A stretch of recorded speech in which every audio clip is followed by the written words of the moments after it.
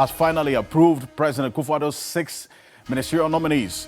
The ministers designate were approved earlier today amid some complaints which saw the sitting suspended for 3 hours. We'll tell you tonight what happened. The Food and Drugs Authority has cautioned the populace against the usage of 2 brands of eye drops. We'll tell you those 2 brands. Stay with us here on Ghana Tonight. And the FDA giving further assurances of what they're doing to identify these on the market. We'll look at the market surveillance of the FDA, whether it is potent enough in such times. Also, Muslims across the globe and obviously in Ghana have begun the 30-day journey of no food and water during the time to observe the month of Ramadan. The spokesperson for the National Chief Imam, Sheikh Amir Miao Shaibu, joins us later in studio on Ghana Tonight. We have a conversation on Ramadan, the relevance, the lessons, and also everything that is associated with it. Stay with us here on Ghana Tonight. There's so much to expect tonight.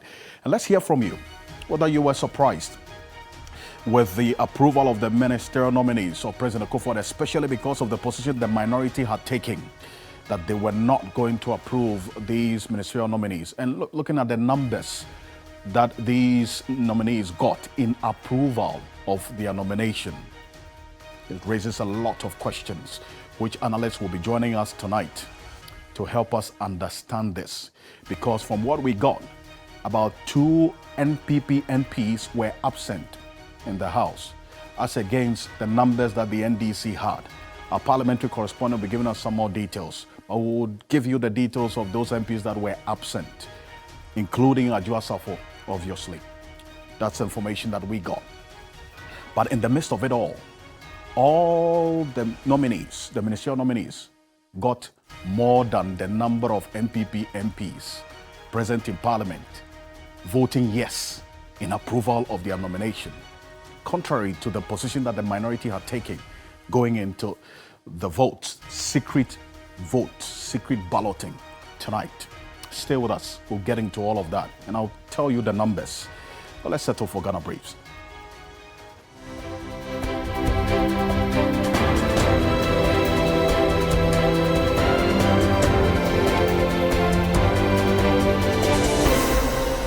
Parliament has approved all the ministerial nominees of President Akufo-Addo after a secret voting exercise. Katie Amon, Brian Champong, Stephen Samoa Boateng, Mohamed Amin Adam, Osei Bonsu Amoa, all received massive endorsements by the legislators. The House has accordingly approved the nominations of the following persons as ministers and deputy ministers in accordance with the Article 79(1) of the 1992 Constitution. Prior to the vote, there was heated exchanges regarding the report of the Appointments Committee on the recent vetting of the nominees. The European Election Follow-up Mission has raised concerns over the lack of political will to implement some recommendations made to the Electoral Commission and other stakeholders in Ghana's 2020 general elections. Chief of Mission Javed Nal, at a news conference in Accra, was disappointed 12 out of the 18 recommendations they made have not been adhered to, yet the country is preparing for another election in 2024.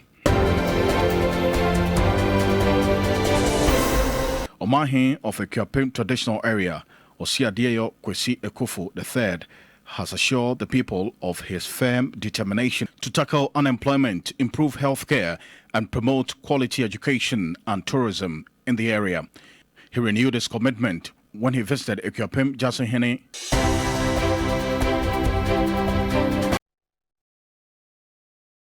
The results of the voting are as follows.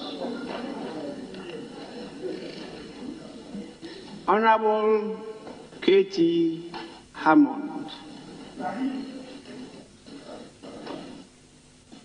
154 yes, 116 noes, rejected 1, abstention 1. Honorable Brian Achampon, 1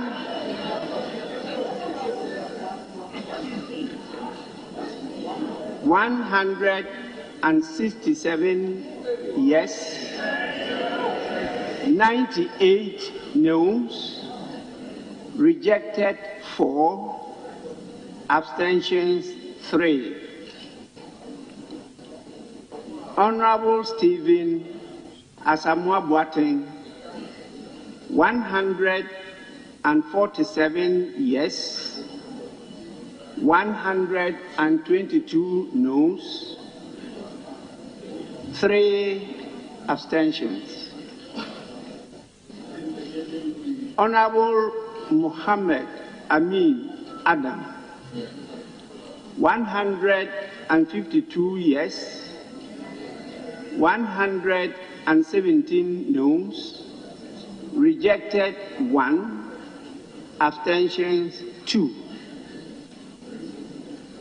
Honorable Osei Bonsu Amwa, 149 yes, 120 noes, abstentions 3.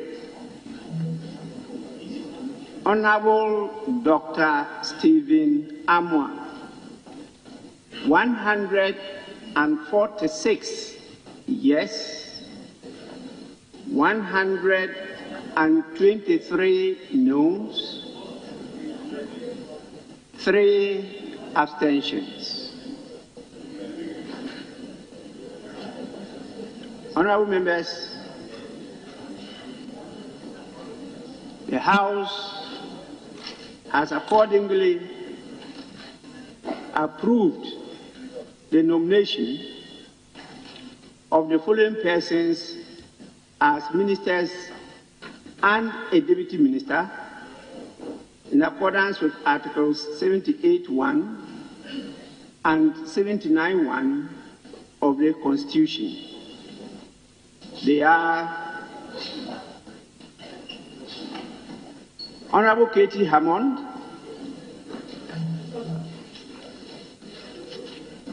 as eligible for appointment to the position of Minister for Trade and Industry.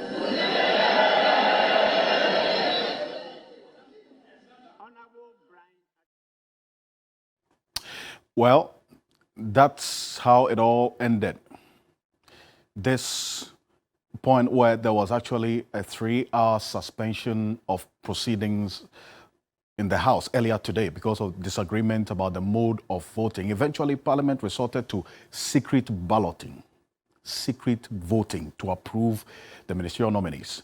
Bear in mind that in the afternoon, around 4 p.m. thereabout today, prior to the voting to approve these ministers, the minority leadership actually addressed the press, and I'm going to bring that press conference video to you as we go on, reminding the Ghanaian people, in fact, reiterating their position that they were not, in fact, as a minority bloc, they were resolute, they were one, they were united together in opposing and rejecting these ministers. In fact, they were going to disapprove of the approval of these ministers. So we were ready for how things are going to play out, obviously because it was going to be down to the numbers, as we've seen in this hung parliament. All the decisions have been down to the numbers. But guess what? Secret balloting always produces surprises. And someone says it exposes the true colors and the hearts, where the heart is. Because bear in mind, prior to today, Johnson Esiedun Ketia had been in Parliament yesterday and today as a chair to sort of give some impetus to the party's position about this, that they were not going to approve these ministerial nominees because the country is in crisis, we don't have money, you know, why should President Akufo-Addo be nominating ministers when we're down the size of government? So that position was clear, okay? But this is not the first time we've seen surprises coming out of secret ballots. Take a look at this. Brothers and sisters from the media, let me say that we, the NDC Minority Caucus, we are prepared and ready to cast our vote for the people of Ghana. We stand ready as we speak, and we are ready to vote now. Unfortunately, the MPP seems panicking. They are afraid of their own shadows, and they are trying to run away from the vote. We insist on secret balloting, and we will vote accordingly. We are optimistic because we strongly believe the NDC Minority Caucus will not betray the stance of the party and the stance that the people of Ghana have come together to ask us to actually implement. So we are urging our colleagues on the majority side to come to the chamber now so that we can start the voting. We want the voting today and not any other day. It should be done today, Friday, 24th of March 2023, and not any other day. We want to move on, and I believe that the people of Ghana will get the decision that is required. We stand with the people of Ghana, and I believe the people of Ghana stand with us. We are ready with all the 136 NDC members of Parliament, and we'll do just that.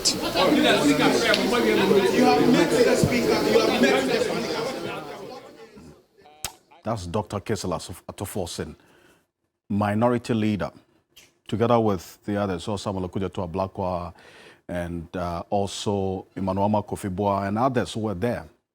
This was before the press conference I was talking about. What you just saw was around 4:15 thereabout. The secret balloting started around 5 p.m.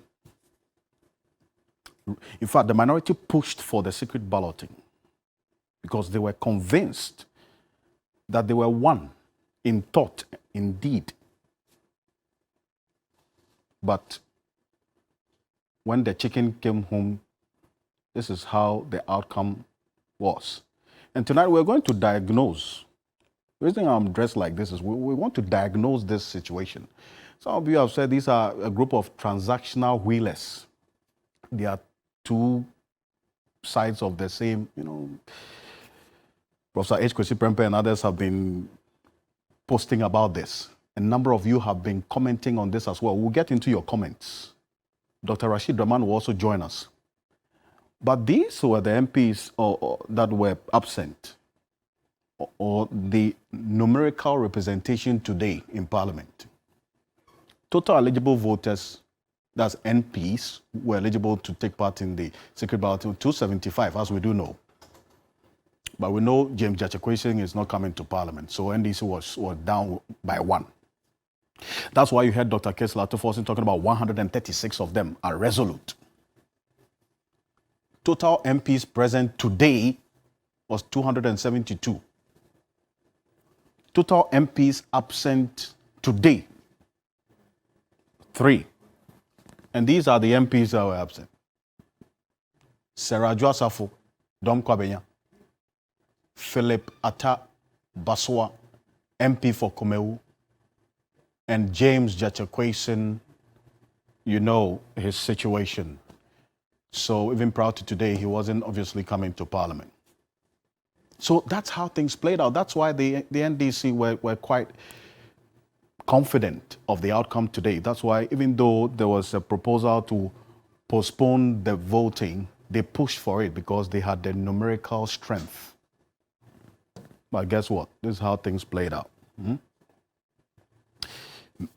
Brian Champon, these are the numbers. 167 yes, 98 no, 4 rejected. So we actually had rejected ballots in Parliament too, the MPs. So those of you who thought that people who engage in rejected ballots are people who have less education, that's not true, right? There's so many reasons why people engage in rejected ballots. 167. So if you take maybe 135 out of 167, you know the number of NDC MPs who approved Brian Champon, assuming all NPP MPs voted yes. Look at Obi Amwa as well. 149 yes, 120 no. 3 MPs decided to abstain. They didn't want to take part, to vote yes or no. As for whatever reason, well, they are entitled to do so. Stephen Asamoah Boateng, Minister Designate, Chieftaincy and Religious Affairs, 147 yes, 122 no. And bear in mind, today, as Dr. Kessler Toforsen said, there were 136 NDC MPs. So you can subtract and you see a number of the NDC MPs who also voted in approving Stephen Asamoah Boateng, because in this case, NPP per the numbers at 135, right? Present in Parliament today. 3 of them absented. They decided to abstain. Stephen Amoah, 147 yes, 122 no. 3 decided that they were not going to take part, yes or no. They abstained. Then Katie Hammond. And you know, when Katie Hammond appeared before the vetting committee, the number of condemnation that he received for some of the answers he gave and his posture before the committee, many thought that, look, he was not going to go through because of the kind of reaction that we got after he appeared before the committee. But look, surprise, surprise. 154 yes, 116 no. 1 MP decided to abstain, that he was not going to take part in the voting. So this is it. Okay, what does this say, especially about the position the minority took and the outcome that we are seeing, and the reinforced position that the party, I mean the NDC, actually directed its members of parliament to take on this, and the presence of the chairman of the NDC in parliament and all? Look, we need to understand this, and a number of analysts have started doing some work about how this outcome really impacts on party-parliament relationship. And bearing in mind also the kinds of, some people have been thrown in the allegations against the previous NDC minority leadership in parliament, Haruna Idrisu Muntaka, and the allegations that they were immorally intertwined with the majority and approving all sorts of things. So there's a new era, and we've seen this also coming up. So you know what? Stay with me. We'll be back shortly after this quick break. My guests will join me. We'll have a conversation on this and more. Stay with us.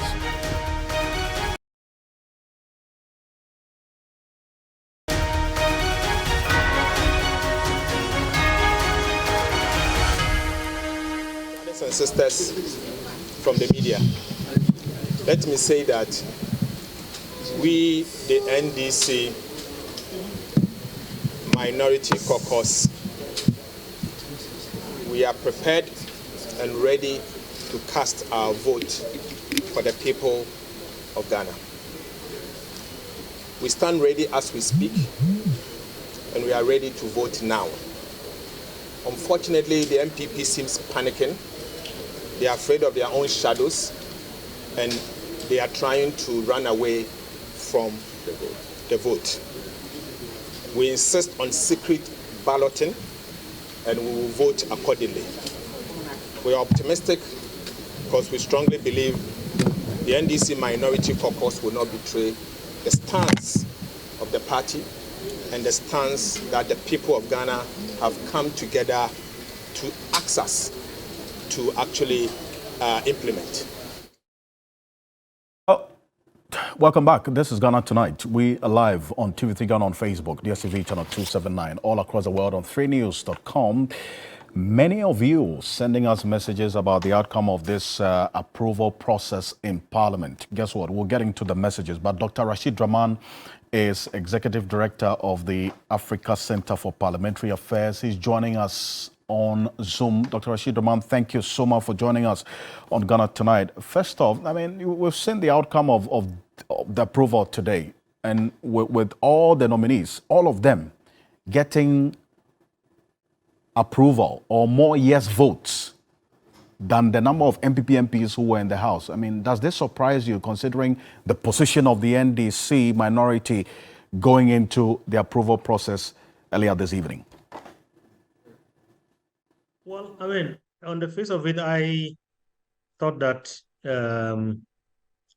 maybe they were able to mobilize their troops and then have done their homework very well, apply the lessons that have been learnt from their failure during the first batch of ministerial nominees under the old leadership of the minority caucus. But it looks like that has not been the case. Alfred, what is interesting about these developments that number one, as I was saying to another network earlier this evening before the vote, I was saying that we might see a surprise similar to what produced the current speaker, that some people from the minority side joining the ranks of the majority because it's secret ballot. Number two, I think the interesting thing again in this is that contrary to what many are saying, that the hung parliament is creating a lot of inefficiencies and so on. For me, I see oversight really at work, that we can see cross-partisan kind of consensus when it comes to critical matters that concern our state.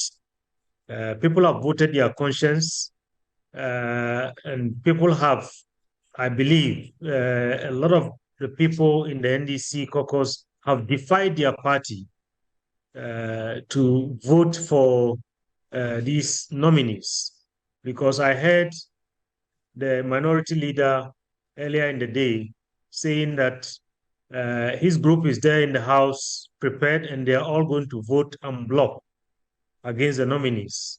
But that's not what the results have shown.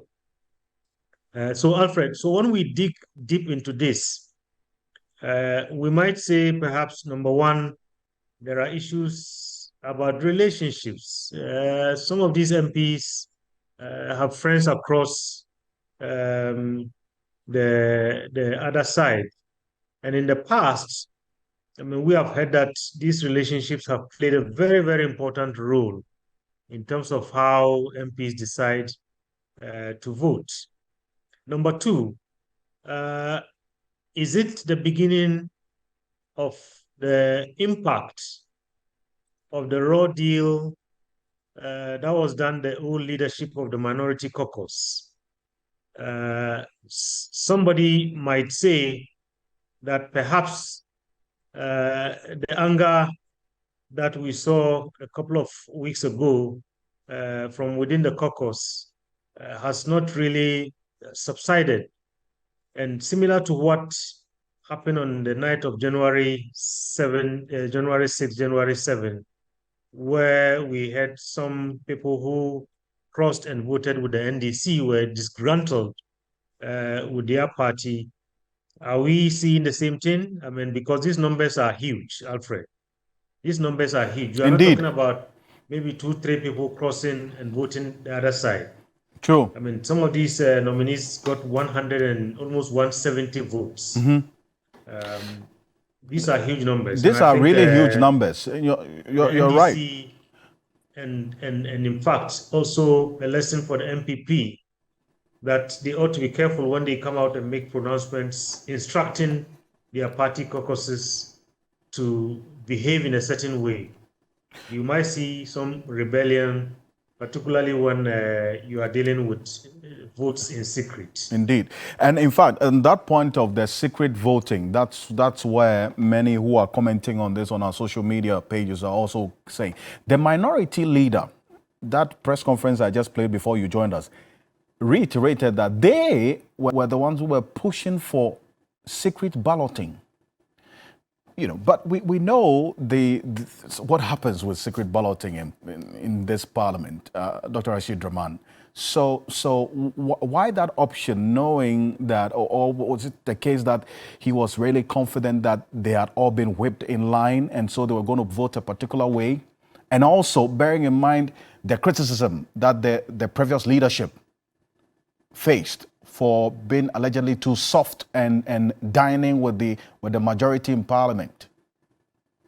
Well, I think that this proves their point. It proves, it exonerates the old leadership, because like you rightly said, I mean, there were accusations, and even Honorable Osechi Mensah Bones, who came out to defend the former minority leader. I think this development this evening seems to have vindicated him and vindicated his other colleagues on the front bench. Because, in fact, if you look at these numbers this evening, Alfred, I mean, I think they are worse than what we saw during the first ministerial appointment process. So I think the NDC has to go back and do some soul searching, and perhaps maybe I don't know whether, I mean, their continuous presence in the House is also a contributory factor uh, in terms of making some members of the caucus to say, look, we are going to prove that we are independent. I mean, despite the fact that we are coming from the stock of this party. I see. But you see, the presence of Johnson Esedun Ketia, I mean, he was there yesterday when this whole debate on the three revenue, that's bills, the amendment to some tax bills were laid. And then also the decision to now push this appointment of the nominees to today. Johnson Esedun Ketia was in Parliament, right? I mean, to sort of reinforce the party's position. So his presence and the party's leadership's whipping did not stop some of the minority MPs from breaking ranks and actually doing something contrary to what the party has directed them to do. What does this tell you? I mean, from the lenses that you're wearing, Dr. Rashid Rahman. I think maybe it had a contrary effect, Alfred. It had a contrary effect. And I've been saying, I think, to both parties, we have to be careful. We know that, I mean, parties have a say in terms of how their members behave in the House. But when it is this open, as we have seen over the last couple of months, and in this case, I mean, I'm talking about both parties. I mean, the NPP and the NDC have at different points in recent times instructed their caucuses, I mean, to behave in a certain way. I think this is a very important lesson to them, that organize yourselves internally, do your homework, make sure that, I mean, you have every single member of your caucus on your side, and then let them go and do their work. But I think there are some who are trying to prove a point that, we have brains to think, and there are matters sometimes that are not simply party matters, but there are matters of state, of national interest.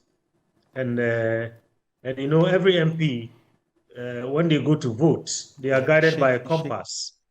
And the compass to the north is the Constitution, to the south is the people that they represent.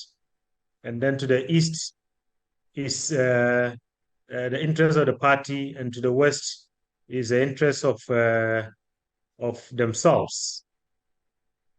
In most cases, I think we have seen over the years that the behavior of MPs goes along the horizontal kind of direction of the compass, that is their personal interest as well as the interest of the party, and the vertical direction, which is the most important, the Constitution and the people of the country and national interest, sometimes is put on the back burner. But I think today we have seen some MPs saying that on this matter of ministerial nominees, despite what the party has said, despite what many Ghanaians have said, we are voting our conscience, and then we are going by what we believe. It's an interesting point you make about they voting their conscience as against what the party's position was going into tonight's or earlier this evening's voting. The party says, don't approve or don't vote yes in approval of these ministerial nominees. But you're saying that these MPs went in with their conscience regardless of what the party had told them. I mean, there's a lot to take away from this, is it not?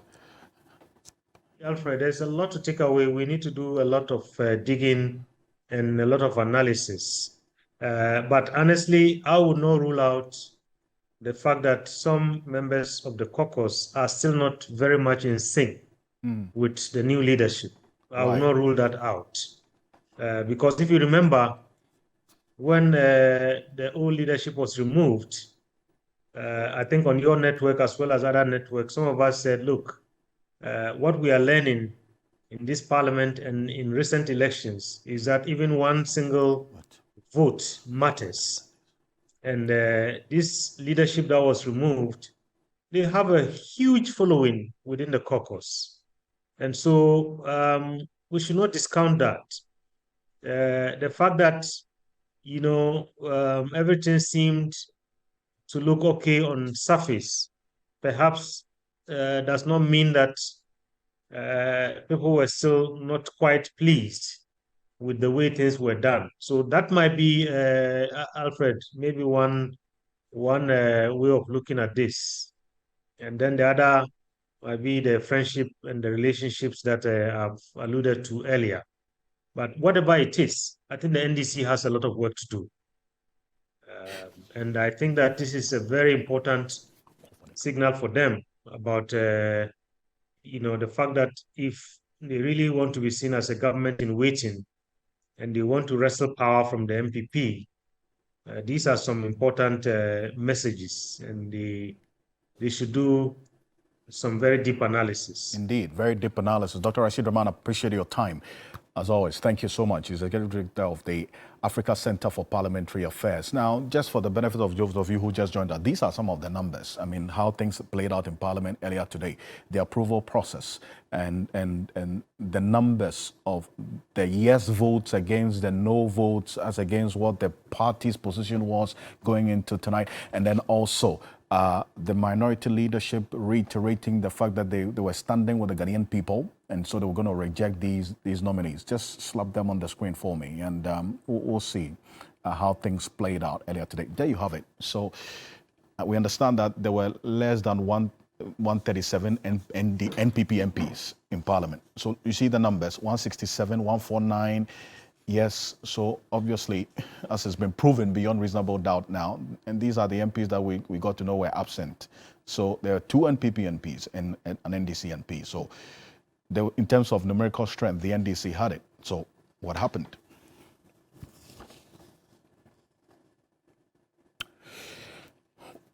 Well, there's a lot to talk about on this, but our Citizen of the Week is Samuel Jobik Mahama, the ECG Managing Director, going around collecting money so that the company will survive. Yeah, so Citizen of the Week to him. Welcome back. This is Ghana Tonight. We are live on TV3 Ghana on Facebook, DSTV channel 279, all across the world on 3news.com. Ramadan is the 9th month of the Islamic calendar observed by Muslims around the world, including our brothers and sisters in Ghana. The moon was sighted not too long ago, but you know what? We just want to know what Ramadan really is, the relevance of it, the disciplines, the lessons, and then also the do's and don'ts for you out there also to be informed. What a way to do this. Sheikh Arimiya Shaibu is the spokesperson for the National Chief Imam. He's with us in the studio tonight. Sheikh, assalamu alaikum to you. Alaikum salam. It's always good to have you. Yeah, it's nice meeting you once again. We go a long way. Today I'm dressed as a... Yeah, but I was going to ask you what connection has the Ramadan fasting got to do with the medical? My medical dress. We're celebrating Ghanaian workers today. Teachers, doctors, nurses, the professions, lawyers, the profession. Yeah. So today, the medical doctors. Yeah, medical doctor. Anyway, but Sheikh, always good to have you. Yeah, always. nice. Now, let's start off with this. So Ramadan has started. Yeah, we started 2 days ago. That is on the 22nd of March this year. as is a requirement for the beginning of Ramadan, we try to sight the moon, the new moon of Ramadan. You know, our month, the lunar calendar, is either 29 days or 30 days. We do not have 31 days. Right. Yeah. So that 29 or 30 days. Yeah. Your calendar, you don't have 31 days. We don't have or 31 days. 28, no. 31st March, Yes, 31st. it's 29, 30 days. I see. So usually on the 29th day of the month, we try to seek the new moon of the succeeding month. I see. So in this case, on the 22nd of March, that corresponded with the 29th day of the month that precedes Ramadan. And so we have to sight the moon. It was sighted, and the Chief Imam, mandated to be the leader of Muslims, had to officially announce to Ghanaian Muslims that the moon has been sighted, and so therefore we had to start our fasting on the 23rd. That was, I think, 2 days ago. I see. So you have to see the moon. Exactly. Before we begin the month of Ramadan fasting. We have to sight the moon, and the moon usually will appear on the 29th day. But the formula is that, assuming the weather is cloudy, the reason for which we're unable to sight the new moon. You know, the new moon is very small. Yes. Very really difficult for the eye to exactly. And so that's what I was once it's cloudy, you might not see it. And in anticipation, the Prophet had taught us the formula to do. So assuming it's so cloudy and you don't find it, what you do is that you reckon the days of the month before Ramadan to it's 30 days. Wow. The one is 30 days, automatically the next day becomes the first day of the next month. So there's actually a formula. There's really for the sighting of the moon. There's a formula. So that in an event where you don't see the moon, you still have a alternative way to. You see, so that has been anticipated. Okay. That has been anticipated. I see. Yeah. Fantastic. I'm sure many people didn't know this. Yes, because I was just going to ask that. Has there ever been a time when you don't actually see the new moon? Yes. But you still go ahead with the fasting? It does happen. It does happen. So, for example, when the Chief Imam assembled us at his residence, as late as about 8 o'clock, we were at his residence, you know, communicating with reps from all the 16 regions of Ghana. Right. Now, assuming there was no information that the moon had been sighted anywhere in the country, what the Chief Imam would have done was to ask us to complete the counting of the month to 30 days. Okay. Then we would have started our fasting today, Friday. Is that right? Yeah. I see. Yeah. Interesting. So where was the new moon sighted this time around? 2 days ago? Boko. Boko? Yeah, Boko. The new moon was sighted in Boko. Boko, and that is a blessing for Boko. That's a blessing. For Boko. And my hope is that since the blessing has come from there, that blessing will descend on that land. That the blood that has been poured down on that land will be cleansed by the blessings of God and the spirit of Ramadan. Amen. That we hear no single person killed, nor any the smallest drop of blood, being spilled.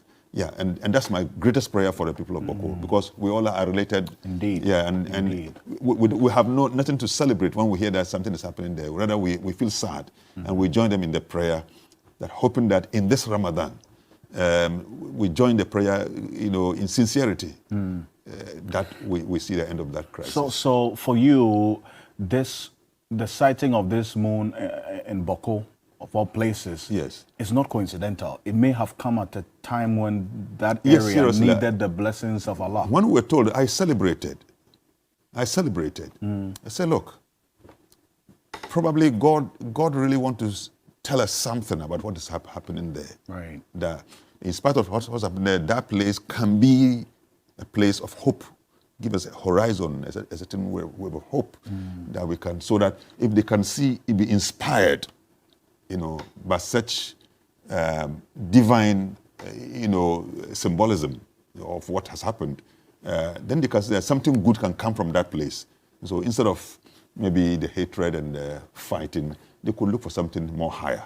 Yeah, and I hope that, they are all my brothers, my good brothers. If they listen to me, that is my advice. That let's work for peace, for love, in the midst of differences. Let's find solution to problems without killing, without spilling any blood. Solution to problems without killing and shedding of blood. Thank you so much for this. But let's come back to the subject. What's the relevance of this Ramadan for the benefit of our viewers? You see, I have used my own way to illustrate Ramadan because it's a season. It's a season. Now, it's a season, it means you enter into that season for a certain reason. So my illustration is Ramadan is like a crucible, or if you like a furnace, where you subject a certain ore to heat, so that if it's an iron ore, probably you want to mold it in a certain way. It's the heat that you apply to it that makes it pliable for you to give it the shape that you want. Now, if it's a precious mineral like gold, for example, you apply heat to it and you get the gem, coming out. So if you take Ramadan, then it means that it's a period where we subject ourselves to the heat of hunger and thirst and other things that we restrain ourselves from, so we can emerge out of the Ramadan season as better human beings. But that better human beings has been captured in the term used in the Quran, what we call taqwa. Taqwa, variously translated, self-restraint, the fear of God, God consciousness. This, whatever you call it, God consciousness, fear of God, piety, whatever you call it, it is the basis for excellent morality of our lives. That's what we call the taqwa. That's what we call the taqwa. Yes. So the Holy Quran in chapter 102, verse 183, thereabout, that's what he calls it, to really succinctly make clear for us the very significance why we have been told to fast. Because in this particular text, fasting is not an end in itself, but a means to an end. I see. So, you see it? So it's you who believe, fasting has been made obligatory on you, as it was made obligatory on nations that came before you, such that you may attain self-restraint or piety or God consciousness. Yeah. The God consciousness is the key to sustained righteousness. Because once you can really feel the presence of God in your life, there's no time that God will be absent in your mind. And so therefore it becomes the check for you, the basis for the choice, the moral choices that you make. I see. So is the consciousness of the Muslim to these the ideals, and then also the lessons of Ramadan, that differentiates it from, for instance, someone who is fasting to lose weight? You have summarized the whole thing. You see, there are people who use scientific approach to tell us the benefits of fasting. I disagree. Now, even if there are, those are unintended secondary benefits. But coming back to the Quran, the singular reason why God asks us to fast is that we can connect sustainably with Him through this consciousness. You see, that's also fasting for us is a means to an end. We don't fast in order to really lose weight or to perhaps enhance health. No, there are other means that we can attain that. This one, fasting, is spiritual. I see. It's spiritual. And I think in my reflections, we need to really harmonize between the form and the substance in our fasting. And I think there have been some contradictions. Having fasted for all these years, it is important that we reflect and find out of what impact has the fasting been in the practical moral life, in our life of fasting experience. What is the measuring rod by which we are able to determine that this taqwa, which according to our God is the measuring rod for determining the superiority of any other human being over another in the sight of God. I see. You can't become superior in the sight of God because you are wealthy. Right. So this, all of this, it levels everybody up. We all become equal in Equal. the sight. So how many days are you going to be on this? We're going to fast for 29 or 30 days. 29 or 30 days. Yes. If you say 29 or 30 days, Yes. what does it mean? Yeah, like I told you, we are using the lunar. I see. The lunar so calendar. when would you now decide to go 30 days? I mean, what would you have to see? As usual, like Because you've started the fast already. we've started. Okay. So now we are going to fast. We are going to fast on the 29th day of Ramadan. That is this month, which is the 9th month of the Muslim calendar. On the 29th day, Right. we will attempt to sight the new moon of the next month. Okay. Yeah. So if you don't see the new moon of the next month, so we'll end up at 30 days. 30 days. All right. I see. Yes. Has there ever been a case where you don't see the new moon Oh, 29, it has- 30, oh, and it- you have to go beyond 30 days? That one never happens. Ah, right. That one never happens. I see. It never happens. But what are the do's and don'ts? Yes. As well? You know, if at a very basic level, you say when you fast, you don't eat, you don't drink water. But this is too elementary. Whether a Christian or a Muslim, Indeed. When you say you are fasting, it is common knowledge that you don't eat or you don't drink water. Well, some Christians say that there's something they call selective fasting. Well, so I mean, then the food you don't like. So, for instance, I don't like cocoyam. Okay. So if you are fasting, that's the food you eat. The Okay. food you don't like. So if you don't like rice, when you are fasting, that's what you eat. Oh, you eat the one that you don't like. You eat that one. So you are denying yourself of a certain pleasure. Some pleasure. You know. So, you see, so the principle now here, even if we take this approach, Right. The principle, which is common to both of us, is denying yourself a certain measure of pleasure. Absolutely. Because pleasure is that which comes between us and our God. Detaching us from God is pleasure. That's why in fasting we restrain ourselves, from what normally will be the material source of our survival, and then we connect with God. So you would not eat, you would not drink, Okay. you will not go to your wife. I see. Yeah. So sexual contact completely during the period of fasting. So the 30 days or 29 days. Yes. No. Yeah. But you might, like you have just mentioned, you might also say, okay, is it permitted that one goes to his partner during Ramadan? Yes. During the night when we have broken the fast, Okay. it is permitted. Right. Yeah, but not when you are But fasting. during the day when you are in the mood of fasting, you cannot go. Don't do it. Yes. I But then see. they also say that, you see, fasting of a higher kind is not just abstaining from these sensual things. Okay. But that the totality of your senses and your being in a certain state. So fasting is a push you in a certain state. That's right. Yeah, a certain state. So all your senses now are guided and are restrained. So higher scholars will tell you when you fast, your eyes are fasting, your ears are fasting, your hands are fasting, your feet, they are fasting. Every part of your body is fasting, and it shows in the way that you relate, I see. with the totality of environment. So you can't be fasting and be quarreling with people. At and all, you cannot do that. be, Look, and that's why I'm saying that always the need for us for really think deep about fasting and resolve the contradiction that we see in our lives.